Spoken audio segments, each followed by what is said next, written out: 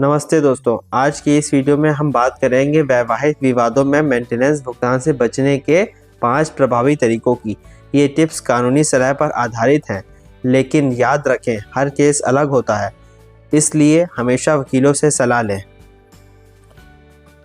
कभी कभी ऐसा होता है कि पत्नी शादी के कुछ सालों बाद या महीनों बाद या 10 दिन बाद बिना बताए अपने मायके या कहीं और रहने चली जाती है। उसके बाद आपको न्यायालय से एक नोटिस प्राप्त होता है, जिसके द्वारा आपको ये पता चलता है कि आपकी पत्नी ने एक मेंटेनेंस का मुकदमा आपके खिलाफ न्यायालय में दायर कर दिया है। उसके बाद आपको क्या करना चाहिए, किस तरह आपको उस मेंटेनेंस के मुकदमे से बचना है, कैसे आपको मेंटेनेंस कम से कम करवाना है या फिर मेंटेनेंस से आपको राहत प्राप्त करनी है कि आपको किसी प्रकार का कोई भी मेंटेनेंस आपको ना देना पड़े। इसलिए आज मैं वो 5 पॉइंट लेकर आया हूँ आपके लिए, जिससे आप मेंटेनेंस से पूर्ण रूप से छुटकारा पा सकते हैं। आपको कोई भी मेंटेनेंस नहीं देना पड़ेगा अगर आपने इन 5 पॉइंटों को साबित कर दिया तो। आपको ये साबित करने के लिए अपनी पत्नी की बैंक स्टेटमेंट, सैलरी स्लिप या इनकम टैक्स रिटर्न के पेपर आपको इकट्ठा करने होंगे, जो आप न्यायालय में दिखा सकते हैं। दूसरा पॉइंट है अडल्ट्री प्रूफ करना। अडल्ट्री मतलब किसी के साथ अनुचित रिलेशनशिप। आपकी पत्नी के किसी से अवैध संबंध हैं तो मेंटेनेंस क्लेम रद्द हो सकता है। ये डाइवोर्स केस में क्रूरता यानी कि क्रुएल्टी का ग्राउंड बनता है। यह साबित करने के लिए आपको साक्ष्य जुटाने होंगे, लेकिन प्राइवेसी लॉ का ध्यान रखते हुए। किसी और के साथ किसी होटल में जाते हुए का सीसीटीवी फुटेज या किसी होटल के एंट्री रजिस्टर में किसी और के साथ एंट्री किया हुआ नाम। तीसरा पॉइंट है दोस्तों, स्वेच्छा से घर छोड़ना साबित करें। अगर पत्नी बिना किसी झगड़े के खुद घर छोड़ दे तो मेंटेनेंस का आधार कमज़ोर हो जाता है। कानून कहता है कि पत्नी को वैवाहिक घर में रहना चाहिए।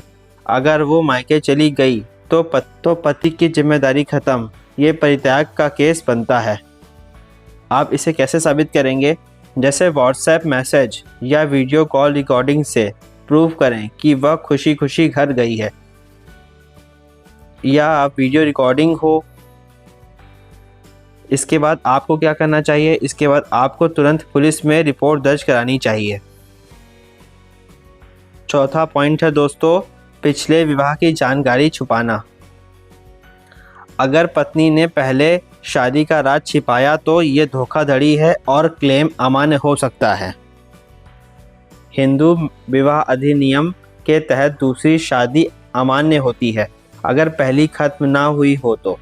अदालत में ये साबित करने पर मेंटेनेंस रुक जाता है। इसको साबित करने के लिए भी आपको कुछ साक्ष्यों को इकट्ठा करने होंगे, जैसे पुराने मैरिज सर्टिफिकेट या कोर्ट रिकॉर्ड दिखाएं, जिससे ये साबित कर सकें कि आपकी पत्नी की आपसे हुई शादी के पहले से भी कोई शादी थी। अगर ऐसा आपने प्रूफ कर लिया तो आपको मेंटेनेंस नहीं देना पड़ेगा। 5वां पॉइंट यह है कि आपको ये साबित करना होगा कि आपकी पत्नी की आपसे जो शादी हुई थी उसके बाद आपकी पत्नी ने किसी और से शादी कर ली है और वो आराम से कहीं पर किसी और के साथ आराम से रह रही है। तो आपको क्या करना होगा, आपको उस शादी से जुड़े हुए साक्ष्यों को इकट्ठा करना होगा, जैसे कोई शादी का कार्ड या कोई गवाह या मैरिज रजिस्ट्रेशन। आपको ये इकट्ठा करना होगा, जिसे न्यायालय में आप पेश करेंगे।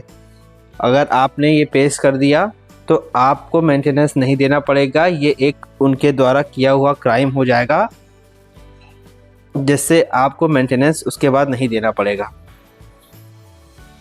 दोस्तों, अगर आपको मेरा वीडियो पसंद आया हो तो मेरे चैनल को सब्सक्राइब करें और मेरे वीडियो को शेयर करें और लाइक करें। फिर मिलते हैं अगले वीडियो में।